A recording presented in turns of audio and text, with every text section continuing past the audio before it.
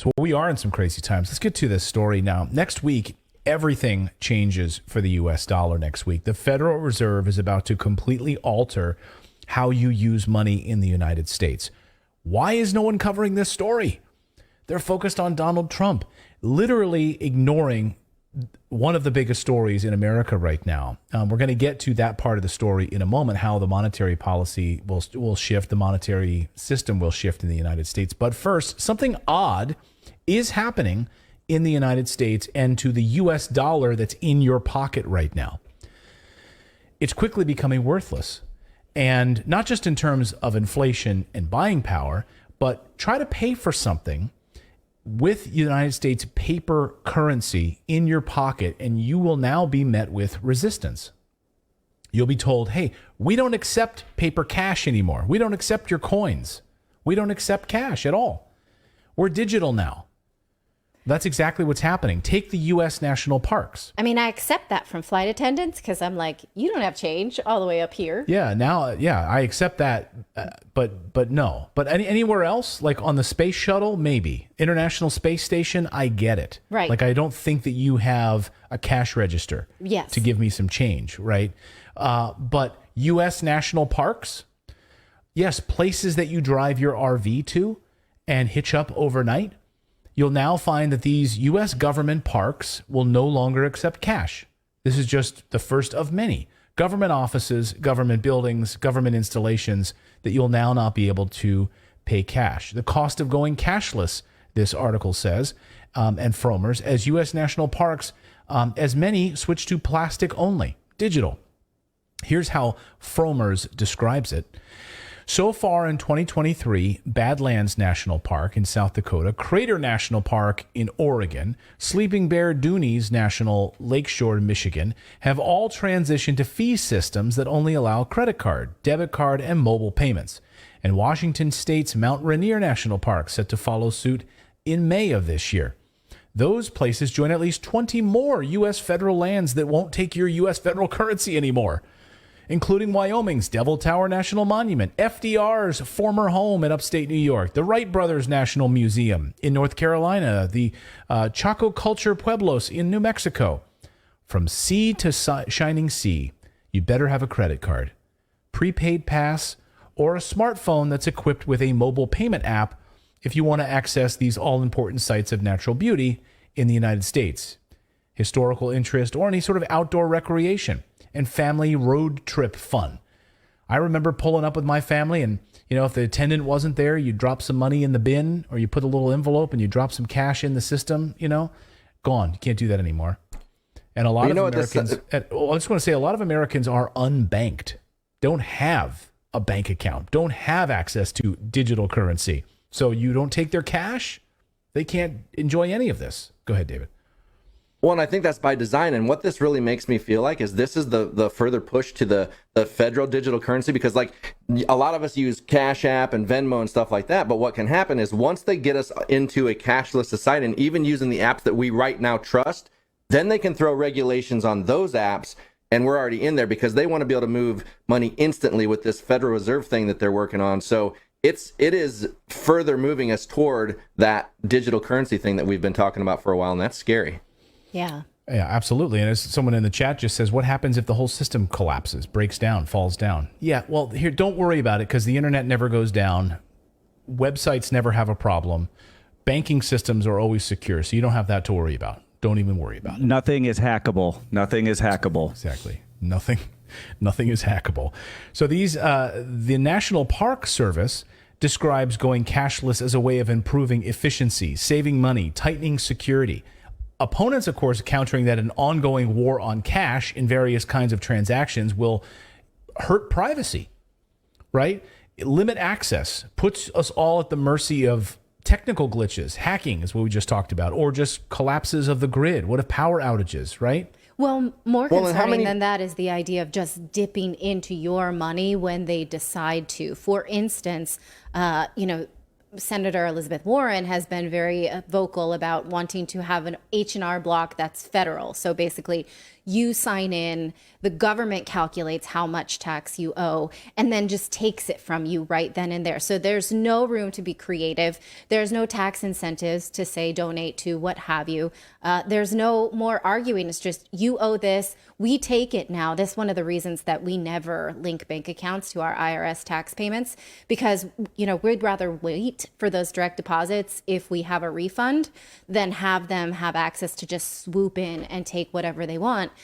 We had a dispute last year because there was a check that didn't make it on time, even though we mailed it on time. So they were marking it late. Of course, I've never been able to get anybody on the phone, but we had a $600 late fee that I was not able to dispute. We were sending letters. It was going back and forth. But I knew for a fact that this dispute in future society, they would have just taken it instead of me being able to argue the $600. And that's a good reminder for all of us. Please, please, please do not have your bank account linked to the IRS. Now, this is not our advice. This is from tax expert Tom Wheelwright, who we talk about a lot on this show, from the Wealthability podcast, fantastic podcast to, further your financial education. But he does not ever want anyone to link their, if you're like, well, I want that direct deposit, you're better to hold your horses a few weeks for the actual check than to give them that power over you. We're not giving you advice. We're giving you thought. Things to think about. So the U.S. Well, and I also wanted to point out really quick the infrastructure for internet and mobile. How many national parks do you have great mobile service to even be able to use these apps? Because you're getting on your bank, you got to be online, or it's not going to get the charge. That's a great point. How many times are you out there in the middle of nowhere and you're like, we went hiking one time and I don't know, we were somewhere in Pennsylvania and I was trying to get information to my family or something like that. And there was nothing, no service at all. And we had to wait till we got back on the main road, 30 minutes away before we ever got any service from anything. So exactly right. So the U.S. is moving to a cashless society, a digital dollar to track everything you do. Side note, the country of Sri Lanka is now accepting U.S. dollars in cash to go to their national parks. Let me repeat that. The country of Sri Lanka is letting you use U.S. dollars to go to their national parks. You just can't do that in the United States. You literally can't make this up. Here's Sri Lanka is allowing foreign visitors to pay in U.S. dollars to enter their national parks. On Monday, the Federal Reserve, led by Jerome Powell, issued a press release declaring the launch of the new U.S. digital dollar, which is coming in July fully, but it rolls out next week, so about 3 days.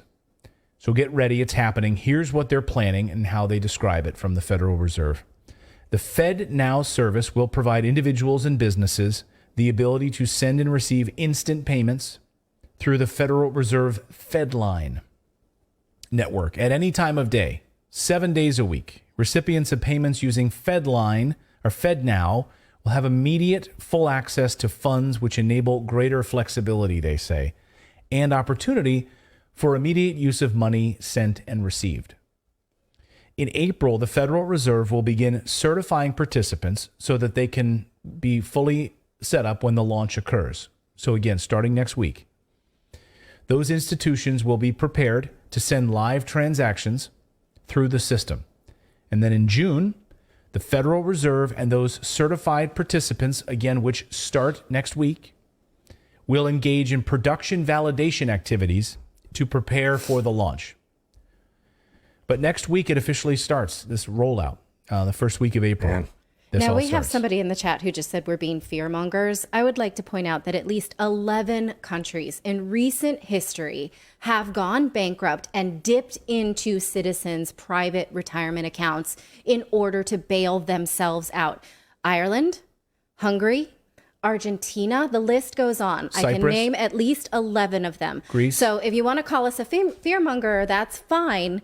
But then I hope you're not too surprised, because we have over, I think it's getting close to $33 trillion in debt at this moment. Is it 35, 33? 30, yeah, it was like 33 last week. It's probably 34. And so, and there are talks, for instance, but politicians have been discussing forcing private retirement accounts into buying government bonds or treasuries. So not only would they be able to dip into your account, they would force what you use it for. Politicians actually have been talking about it. It's not my idea. I am afraid of it, but I'm not fear-mongering by making it up. Yeah, so take that back. But also, yeah, take it back. But also, by educating you, I don't know how that's fear-inducing. Like, what we're telling you is what's not being reported at all in the mainstream media. They're ignoring this story. And then you saw what happened with Silicon Valley Bank 2 weeks ago, right? Where people woke up and they suddenly lost all their money. Oh, choose not to be afraid of that. That's okay. So you can protect yourselves. You can protect your family by doing smart things. And that's all we're trying to do is educate you to make sure that you're protected and, to protect you and your family. So that when... Well, the thing is, like... Let me ask you guys, do you guys trust the politicians? Do you guys trust Washington? Right. If you do, then good. Then don't... Then put all of your money... Why are you here? Right. Yeah. Yeah.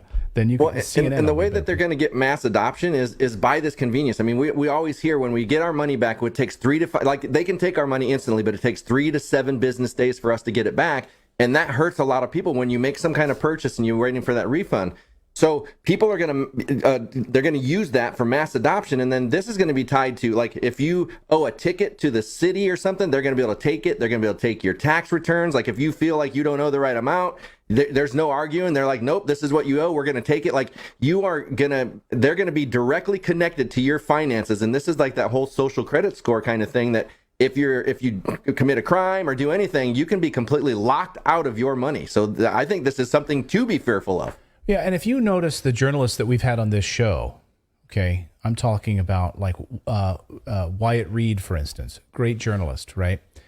He was sitting in this studio after covering what was unfolding in Ukraine, telling the truth about what was happening in Ukraine.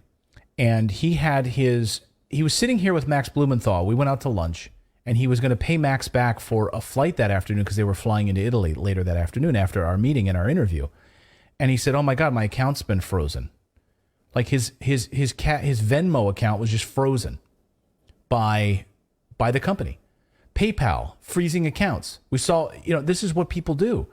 Brandon Straka, he can't bank. He lost Venmo. He lost PayPal. He lost almost every account he had for the J6 thing.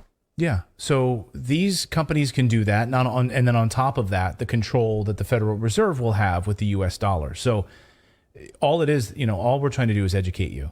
And so you are aware of what's coming when all of your friends are continuing to do the same old thing, and you are at least prepared with your money in a safe place and are protected in that way. But next week it starts. Well, also, if I can pop in real quick, but if you look at in the recent history, if you look at who got bailed out first during the pandemics, it was not the people, it was business, it was Wall Street. Yeah. So when like this debt comes to when we have to pay this bill for our trillions of dollars of debt, who do you think they're going to take it from first? They're not going to take it from the top. They're going to take it from the bottom up. Yeah. And so it's like that's having really your own point. assets. Well, it's called the bail-in process, guys. I did a whole segment on the bail-in process about 2 months ago here on the show. Bail-in versus bailouts. And I featured Cyprus at length, and I went through what happened in Cyprus. It's not fantasy. They did it to 11 countries. This is what Natalie just said, but I specifically focused on Cyprus and how the government announced, we're going to use your money to fix the problem. We're going to bail in, not bail out. We're going to take the money that's already been deposited and use that to cover the debts. So it's happened. Catherine Austin Fitts, who's a brilliant, brilliant woman, recently described what going cashless would do to all of us. Watch. So, Tucker, the one of the bedrocks of freedom is freedom to do financial transactions, including privately, or freedom to do where you want to do and wherever you want to do. And unfortunately, as the financial system has become more and more digital, you see more and more not only invasive surveillance, but more and more controls. You referred to Canada, perfect example. And the reality, as the financial system gets more controlling and more invasive, it's a little bit like bringing up a corral around us. And CBDCs, central bank digital currencies, and vaccine passports or digital IDs are sort of the last shutting of the gate. It's hard for many people to imagine the risks here because we're so used to living with financial transaction freedom, and we don't understand that when this gate closes on us, we literally will be sitting in a system where the central banks believe that our assets belong to them, and they can dictate where we can spend money and what we can spend money on. The important thing to understand is central bank digital currencies are not currencies. It gives the ability for the central bankers, and they've said this publicly, the ability to not only set the rules centrally, but enforce the rules centrally. If you don't behave, you can have your money turned off. Oh, yeah. Have your money turned off, which we're going to get to in a second. So how invasive would this actually be? Well, perhaps as invasive as what China is doing with it. Remember, Klaus Schwab at the World Economic Forum loves China and thinks that the way that they control their people is top notch. So we have to define how the world should look like, which we want to come out of this transformation period. I respect China's achievements, which are tremendous over the last over 40 years. I think it's a role model for many countries, but I think also we should leave it to each country to make its own decision what system it wants to adopt. And I think we should be very careful in imposing systems. But the Chinese model is certainly a very attractive model for quite a number of countries. Of course, then he's praised Justin Trudeau as perhaps the greatest student of the World Economic Forum. And we see, of course, civil liberties and banking system structures they put in Canada. We already know that China loves to keep an eye on its people. That's not news. Well, here's another example of how a cashless digital currency would work. It expires. It would expire. Yes, just like that gift card that you got for Chili's 2 Christmases ago that you never used. It disappears. You can't use it under any circumstances any longer, given a time So they don't period. want you to have a savings. Well, I mean, it just depends on how. Yeah, well, they don't want you to have a savings account. They actually do not want you to have savings. They want you to spend it. So that's what this article purports. When we go through this sort of expiring money and here's how they're using it in China right now. In October of 2020, the Shenzhen district announced the distribution of 10 million digital yuan to Chinese citizens, to about 50,000 people. It's about $30 US. Lucky winners could then spend their money at designated shops between the October 12th and the 18th. They only had those 6 days to spend it. A similar announcement happened in Shenzhen when registered Chinese citizens would receive their money on January 11th and then would need to spend it before January 17th. A 6-day sort of stimulus, if you will. Before it expires, it disappears. And if you think that's just going to happen in China, nope, it's coming to the United States. You can read all about the programmable expiring money right on the Federal Reserve's website. They printed it. It's on the Federal Reserve's website. Read it right here. The Fed describes it this way: expiring money, one whose value falls to zero after a specific date, is a potential monetary policy tool. Programmability, a technical feature made possible by digitization, can accelerate decisions to spend it, making it very effective means for stimulating consumption. So they can accelerate decisions to spend it. Oh, you only have 5 days? That'll accelerate your decision to go out and spend money. Well, this You know what it reminds me of? Yeah. What? Well, I was gonna say, you ever see The Office where Jim is training Dwight with the ding every time and he gives him a piece of candy? It's like every time you get money in your account, they're training you to want to spend it, and it's like then even when you get your own money, you're gonna be like, yeah, exactly, yeah, it is Pavlovian. Pavlovian. Yes, it is. And it also counters the narrative that any kind of federal spending floods the economy with too much money and then causes inflation, because that money wouldn't stay in circulation. It would expire, but then is it really yours? If it's just, then it's a stipend of sugar, of beef, of whatever it is that you can buy in that moment, right? It's not really your money. And if that's not bad enough, China and Russia and the rest of the BRICS nations are about to completely undermine the U.S. dollar by settling oil purchases in Chinese currency rather than U.S. dollars. Here's how Fareed Zakaria described it in a segment that he just did, where he thinks it's one of the greatest threats to the U.S. dollar. Watch. Here's my take. The most interesting outcome of the 3-day summit between Vladimir Putin and Xi Jinping got limited media attention. Describing their talks, Putin said, "We are in favor of using the Chinese yuan for settlements between Russia and the countries of Asia, Africa, and Latin America." So, the world's second largest economy and its largest energy exporter are together actively trying to dent the dollar's dominance as the anchor of the international financial system. Will they succeed? The dollar is America's last surviving superpower. It gives Washington unrivaled economic and political muscle. It can slap sanctions on countries unilaterally, which frees that country out of large parts of the world economy. And Washington can spend freely, certain that its debt will be bought up by the rest of the world. Yeah. So as Monica Crowley points out, well, first of all, Peter Schiff then tweeted this. He just said the petrodollar's days are numbered. China will not likely be paying for Saudi oil in U.S. dollars. So we are seeing sort of the final throes of what was once a powerful reserve currency. What does a digital version of this portend? I mean, that hegemony, though, obtained by cheating. We Right. went over that earlier this week. If you roll back the tape and watch our history lesson on that, it was not like we earned it. So, and many of you in the chat said, well, that serves you right. Karma, many of you said, yeah. Okay. But that doesn't mean it's going to feel good on the rest of us because we're sort of used to living this way and we're going to have to get creative. Yeah, we're going to have to see how it hits us. I mean, but here's what Monica Crowley, she puts a pin in it by saying this is the end of the U.S. dollar as we know it. Watch. The fact that oil has always been traded in dollars. If that were to end, that would mean the end of the U.S. dollar. Yeah. So let us know what you think about all this in the comments below. Next week starts the digital dollar transition process, April 1st, and then the fully implemented Fed rollout in the middle of July. Let's see how much coverage the mainstream media gives to this and what this means for the United States dollar going forward and the tracking that's going to come all with it. Tracking, we didn't even get into the surveillance piece of this at all. I mean,